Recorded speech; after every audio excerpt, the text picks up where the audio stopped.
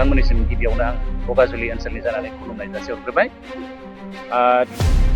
जोङो ओरैबायदि मोनसे गोजोननाय रादाब दिनै फोसावनो नागिरदों जे जोंनि बगाजुलि ओनसोला गोबाव बोसोरनिफ्राय गोबां जेंनायाव भुगिनानै दङमोन आरो बियो फैयै फैयै माखासे प्रसेसनि गेजेरजों मैया बिटिसिनि मोनसे एगजिकिउटिभ काउन्सिल जिरायदोंमोन आरो बेवहाय बिटिसि सरकारा प्रमद बर' बिथां दैदेननाय आरो लेन्ड एन्ड रेभिनिउ डिपार्टमेन्टनि एक्जिकिउटिभ मेम्बार रन्जित बसुमतारी बिथांमोननि दैदेननायाव आरो जोंनि लकेलनिनो तामुलपुर LACनि MLA बिथां जलेन दैमारि बिथांमोननि नाजानायाव मैया इसि पास जाबाय। बिनि थाखाय जों बिथांमोननिसिम रोजा रोजा साबायखर जासिहरदों। मानोना जों बगाजुलि ओनसोलनि गासै रायजो राजाफ्रा बे आयदानि सायाव जोबोद गोजोननाय मोनदों, जोबोद रंजानाय मोनदों आरो जों बिराद मोनसे माने आसा खालामदों जे बगाजुलि ओनसोला जिथु हानि जेंनायाव भुगिबाय थादों बे जेंनाया पार्मानेन्ट माने सेटेलमेन्ट जासिगोन आरो जोबस्रांलांसिगोन। जों बेखिनि हाबाफारिया जाफुंसारनायनि थाखाय BTR गभर्नमेन्ट आरो बेनि CEM Pramod Boro' sir, land and revenue डिपार्टमेन्टनि EM रन्जित बसुमतारी सार आरो लकेल MLA जलेन दैमारि बिथांमोननिसिम जों रोजा रोजा साबायखर जासिगोन। आसा खालामदों जि आद्रा मोननैसो खामानि दंबावो बेखौ बिथांमोना अननानै नैबे बृहत्तर बगाजुलि ओनसोलाव बर'फोरानो बांसिनै रायजो जानानै दं, गुबुन हारि गैया।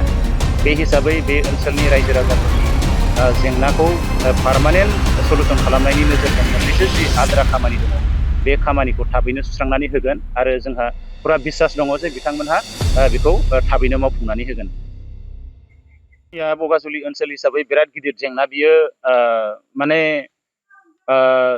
माब्लाबा माब्लाबा जोङो मा होननानै बुङो जोंनि बगाजुलि ओनसोलनि जि लामा सामा बे लामा सामाफोरा माने रिजार्भ ओनसोल होननानै नायफिनजायाखै।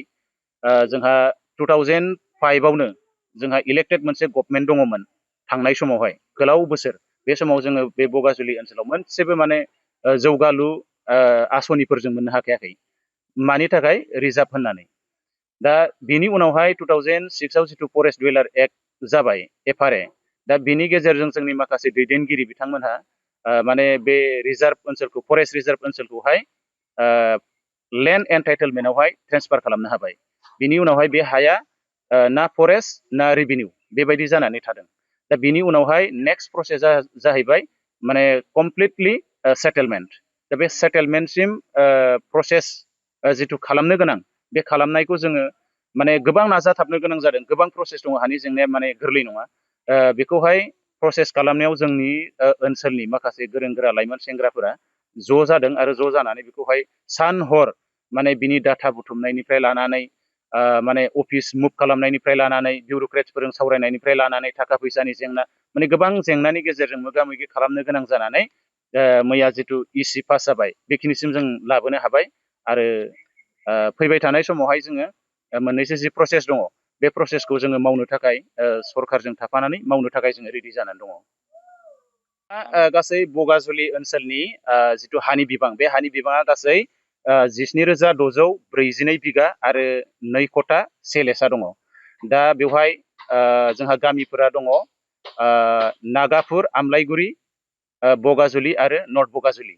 दा बेखिनि जिथु जोंहा एरिया बे एरियायावहाय गासै लेन्ड हल्डिंआ जाहैगोन जोंहा 1030था। जिखिनि हानि जेंनानि थाखाय जोंहा माखासे सरकारनि आसनिफोरखौ जों मोननो हायाखैमोन।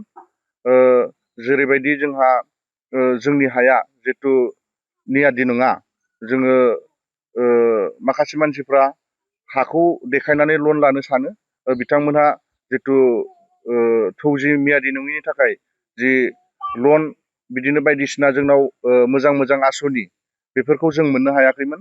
आरो बिखेखके जोंहा लामा सामानिबो माखासे जोंखौ सिगांनि सरकारावबो गोबां खोथा बुंदों जे नोंथांमोननि हाया रेभिनिउ जायाखै, नोंथांमोननि हाया माने रिजार्भ, बेबायदिनो गोबां माने बाहाना देखायनानै जोंखौ गोबां नेवसिबोदों सिगांनि सरकारनि समाव। जों बेबायदिनो गोबां जेंनाफोरजों फेस जानो गोनां जादोंमोन। नाथाय दिनैनि समाव जोङो आसा खालामो जे फैबाय थानाय समाव जोंनि जिखिनि BTR सरकार प्रमद बर' सारनि जि दैदेननाय जोङो आसा खालामो उननि समाव बिथाङानो सरकार दाफिननानै जोंनि जिखिनि हानि जि एसे प्रसेस दंबावो बेखौ मावफुंनानै होगोन होननानै जों आसा खालामबाय आरो जोङो बे समाव साबायखरबो बावनो सानदों बिथांखौ जोंनि जिखिनि एगजिकिउटिभ काउन्सिल बेखौ पास खालामनानै होनायनि थाखाय सारखौ जोबथारनायाव खनसे आं साबायखर बावबावबाय गासै बगाजुलिनि रायजोनि जानानै।